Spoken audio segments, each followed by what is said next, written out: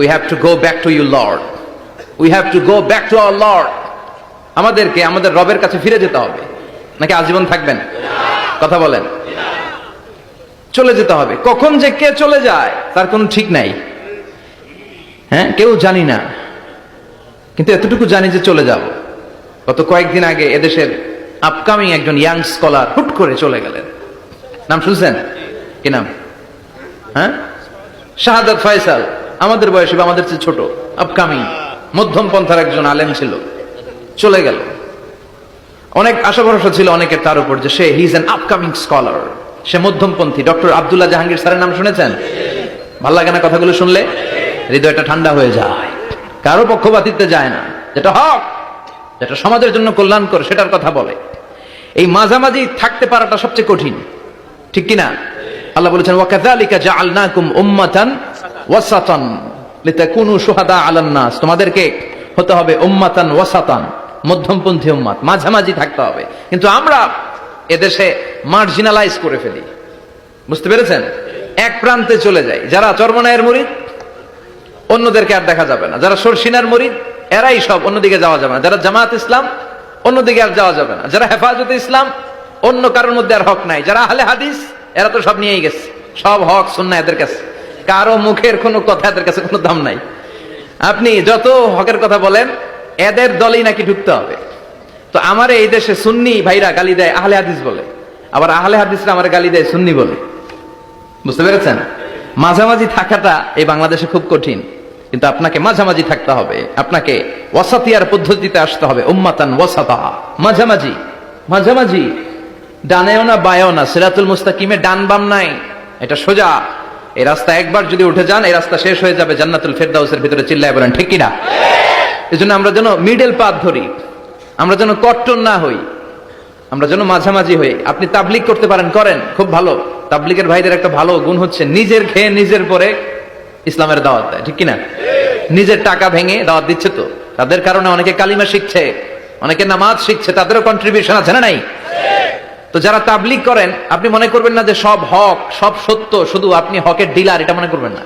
সব সত্য হক এটা আপনার বাবার দাদার সম্পত্তি এটা মনে করবেন না। সব দলের মধ্যে হক থাকতে পারে, বরং সব দলের ভালো ভালো জিনিসগুলো নিয়ে নিজেকে সাজানো দরকার। কথা বলেন। জামাত ইসলামের মতো, হেফাজতে ইসলামের মতো আন্দোলনের স্পিরিট থাকতে হবে, চিল্লা এখন ঠিক কিনা? আমার সুন্নি ভাইদের মতো নবীর প্রেম অন্তরে থাকতে হবে, চিল্লা এখন ঠিক কিনা? তাবলিগের ভাইদের মতো হৃদয়ে ইখলাস থাকতে হবে। এই সবগুলোর সমন্বয় হচ্ছে ইসলাম, সবগুলোর সমন্বয় ইসলাম। এজন্য কখনো মনে করবেন না যে আমি একদল করি তার মানে অন্য সব দল মনে হয় বাতিল, ওগুলো মনে হয় মুসলমান না, ওগুলো আমার চোখেই ধরে না। এটা ঠিক না, এটা ইহুদিদের স্বভাব। ইহুদিরা শুধুমাত্র হক, হকের ডিলার মনে করতো নিজেদেরকে। ইহুদি ছাড়া বাকি কাউরে ওরা চোখে দেখতে পারতো না। এজন্য আমরা কি কট্টরপন্থী হব না মধ্যমপন্থী? চিল্লায় বলেন কট্টরপন্থী না মধ্যমপন্থী? আল্লাহ আমারে যতদিন বাঁচিয়ে রাখে আমি মধ্যম পন্থার কথা বলেই যাব, up to my death. It's my mission, it's my vision. এটাই আমার লক্ষ্য, যে মধ্যম পন্থার ইসলামকে প্রমোট করা, যেটা বিশ্বনবীর ইসলাম, যেটা মদিনার ইসলাম, যেটার মধ্যে বাড়াবাড়ি নাই, ছাড়াছাড়ি নাই, ঠিক কিনা? আল্লাহ তুমি আমাদেরকে বুঝার তৌফিক দান করো। সূরার নাম হচ্ছে সূরাতুত তাকাসুর। চিল্লায় বলেন কি নাম? এই সূরার সেন্ট্রাল সাবজেক্ট ম্যাটার হচ্ছে we have to go back to our Lord. আমাদেরকে ফিরে যেতে হবে আমাদের রবের কাছে। আমরা কেউ আজীবন থাকতে আসি নাই। থাকতে পারবো আজীবন? দাদা চলে গেল, বাবা চলে গেল, মা চলে গেল, মামা চলে গেল, খালু চলে গেল, এরপর আমাদের টনক নড়ে না, তাই না? পাগল পড়া হয়ে আছে এই পৃথিবীর জন্য। মরতে যে হবে এটা ভাববার সময়টুকু আমাদের নেই। আমরা ব্যস্ত আমাদের ক্যারিয়ার নিয়ে, আমাদের লাইফ নিয়ে, আমাদের সমাজ নিয়ে, আমাদের ফ্যামিলি নিয়ে, আমাদের সন্তান আর সম্পদ নিয়ে আমরা super busy. We are leading a very super busy life. We don't have even a single time to think about death. মৃত্যু নিয়ে ভাবার একটা মুহূর্ত আমাদের নাই। কিন্তু পৃথিবীর সবচাইতে সুনিশ্চিত বিষয় হচ্ছে মৃত্যু, ঠিক কিনা? The most certain thing in our life is death. আমাদের জীবনের সবচাইতে সুনিশ্চিত বিষয় হচ্ছে মরণ, মরবই আমরা। And the most uncertain thing in our life is the time of death. আর আমাদের জীবনের সবচেয়ে অনিশ্চিত বিষয় হচ্ছে মৃত্যুর সময়। আমরা জানি না মরবো, যে এটা জানি, জানেন না, কিন্তু কখন মরবো এটা জানি। এই সূরাটা আপনারে এই জিনিসটা জানান দিতে এসেছে যে দুনিয়ার সম্পদ, লোভ, লালসা এগুলো নিয়ে পড়ে থেকো না। এই যে আমাদের ফ্যামিলি, আমাদের বাচ্চা কাচ্চা, আমাদের এত টাকা পয়সার হিসেব, মাস শেষে বাড়ি ভাড়া, গ্যাসের বিল, এটা সেটা, আপনি কি মনে করছেন যে আপনি চলে গেলে এগুলো থেমে থাকবে? কিছুই থেমে থাকবে না, সব চলবে আগের মতো, থাকবেন না আপনি। এজন্য শাহাদাত ফয়সাল ওনার ফেসবুকে সর্বশেষে লিখে গিয়েছিল, আমি হীন দুনিয়া, মানে এমন দুনিয়া যেটাতে আমি নাই, সব চলে, সকাল গড়িয়ে বিকেল হয়, শীত শেষে গ্রীষ্ম আসে, দিন শেষে রাত নামে, সব চলে, নাই শুধু আমি। চিল্লায় বলেন ঠিক কিনা? তো এজন্য এগুলি একটু ভাবেন। অনেক ব্যস্ত আমরা, এই দুনিয়ার পুরো জীবনটা এটা হচ্ছে লালসাময় একটা জীবন, লোভ, মরিচিকা, মায়াজাল। এই মায়াজালে আমরা আটকে আছি, ফলে মৃত্যুর কথা আমরা ভুলে গিয়েছি।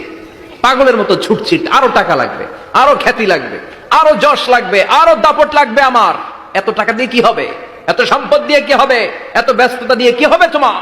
স্টপ, থামুন, অনেক হয়েছে, আম্মা থামুন। Take a rest, take a breath and think about death. Think that you have to go back to your Lord. একটু বসেন না, একটু ভাবেন যে আমাকে চলে যেতে হবে, চলে যেতে হবে। এই কোলাহল, এই ব্যস্ততা, এগুলো থাকবে, থাকবো না আমি।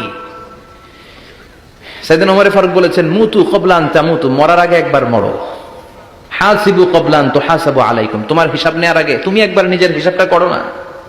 কাগজ বের করে একটু লিখো না, কি কি ভালো কাজ করছিলা, যেগুলো দিয়ে নাজাতের ওয়াসিলা হতে পারে, 1 2 3, আর কি কি আকাম কুকাম করছো দেখো না, লিখে দেখো তোমার অবস্থাটা কি।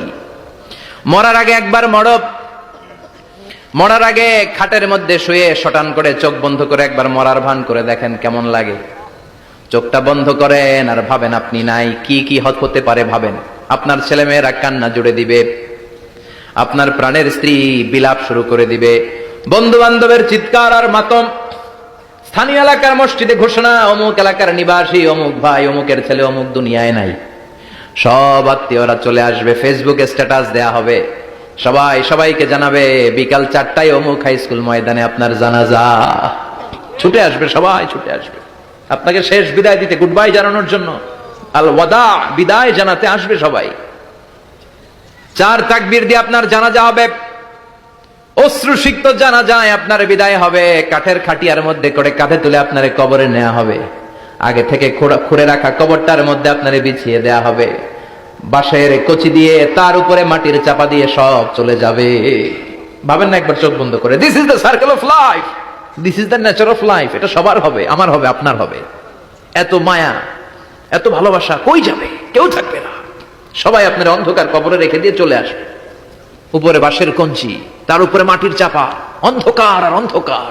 এই অন্ধকার যেন শেষ হতে চায় না, শুধুই অন্ধকার, ঠিক কিনা? এজন্য আমাদের চলে যেতে হবে। দাদা গেল, চাচা গেল, মামা গেল, আমাদেরকেও যেতে হবে, জোরে কোন ঠিক কিনা? একদিন মাটির ভেতরে হবে ঘরে মন আমার, কেন বন্ধ দালান ঘর, প্রাণ পাখি উড়ে যাবে পিঞ্জর ছেড়ে, ধরা ধামে সবই রবে তুমি যাবে চলে, বন্ধু বান্ধব যত, মাতা পিতা দ্বারা সুত, সবই হবে তোমার পরে, মন আমার কেন বান্ধ দালান ঘর।